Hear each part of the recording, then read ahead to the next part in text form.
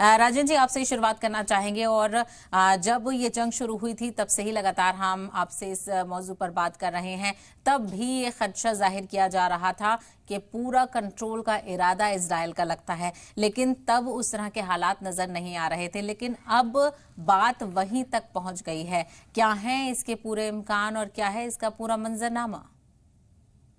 देखिए, मुझे बहुत ये ऐसा लग रहा है बिकॉज जिस तरीके से ये चीज बढ़ रही है और गजा का पूरा कंट्रोल इसराइल चाह रहा है, तो ये तो मुझे ऐसा लगता है कि यूनाइटेड स्टेट्स के साथ जो ट्रम्प का जो प्लान था, आपको याद होगा शुरू का जो प्लान था ट्रम्प का, कि गजा के ऊपर पूरा कंट्रोल करके और उनके हालात ऐसे अभी कर रहे हैं पैलेस्टीनियंस के लिए, ये पैलेस्टीनियंस को मजबूर करेंगे कहीं और जाने के लिए। बिकॉज अभी जो कंडीशंस बन रही हैं, जो मैं बाद में देख सकता हूं, क्योंकि इस तरीके की स्ट्रेटजी पहले नजर नहीं आ रही थी और हम ये सोच रहे थे कि कोई ना कोई समझौता हो जाएगा और हमास के खात्मे के बाद पैलेस्टीनियंस का जो है यहाँ पे एक स्टेट बनेगा और एक गवर्नमेंट आएगी और फिर रिकंस्ट्रक्शन एक्टिविटी होगी। पर अभी ऐसा लग रहा है मुझे, जिस तरीके से बर्बादी की तरफ ये लोग बढ़ रहे हैं, अभी हॉस्पिटल्स भी जो ऑलरेडी डैमेज हॉस्पिटल्स थे उनके ऊपर भी फायर हो रहा है, उनके ऊपर भी गोले बरसाए जा रहे हैं। और एक पूरी चेंज स्ट्रेटजी नजर आ रही है इसराइल की। और ये स्ट्रेटजी मैं आपको इतना बता दूं कि ये अकेला इसराइल ही इसमें शामिल नहीं है, इसमें यूनाइटेड स्टेट्स का हाथ है और खास तौर पे प्रेसिडेंट ट्रम्प का जो हाथ है।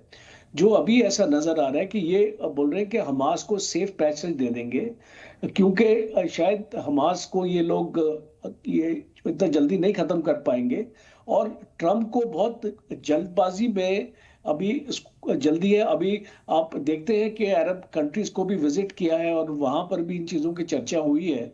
अब ऐसा लगता है कि अरब कंट्रीज को ट्रम्प ने अपने साथ कर लिया है और जो मैटर करती हैं, सऊदी अरेबिया, यूएई और कतार, ये तीन कंट्रीज बहुत स्ट्रांग है यहाँ पे, जो ट्रम्प के एजेंडा को आगे लेके जा सकती हैं और ट्रम्प को जो उनका जो साथ दे सकती हैं। तो ऐसा मुझे अभी लग रहा है, बिकॉज बेसिकली आप जानते हैं कि ट्रम्प एक बिजनेसमैन है और वो हर एक चीज नफा और नुकसान के तराजू में तोलता है। और इसलिए मुझे अभी लग रहा है कि बहुत एक क्लैरिटी आ रही है सामने कि ये जो स्ट्रेटजी अभी बन रही है, ये एक टोटल कंट्रोल ऑफ गजा की तरफ लेके जा रही है। और नेतन्याहू ने कल ये स्टेटमेंट भी दी है that we want total control of Gaza. अगर वो टोटल कंट्रोल चाहते हैं जी। तो इन पैलेस्टीनियंस का क्या फ्यूचर है उसके बारे में तो बात कोई कर नहीं रहा है।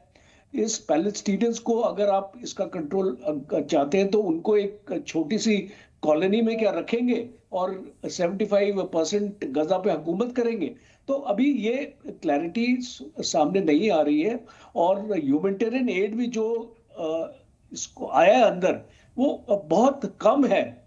जो मैंने कल भी बताया था कि 1,000 गाड़ियां मिनिमम जी। आपको अंदर भेजनी पड़ेगी। और एक खबर ये भी आ रही है कि ये जो डिस्ट्रीब्यूशन है इसका ह्यूमैनिटेरियन एड का, ये इजराइल खुद करेगा, क्योंकि उसको शक है कि अगर वो हमास को दे देता है कंट्रोल तो ये ठीक तरीके से चीजें पहुंचेगी नहीं लोगों के पास।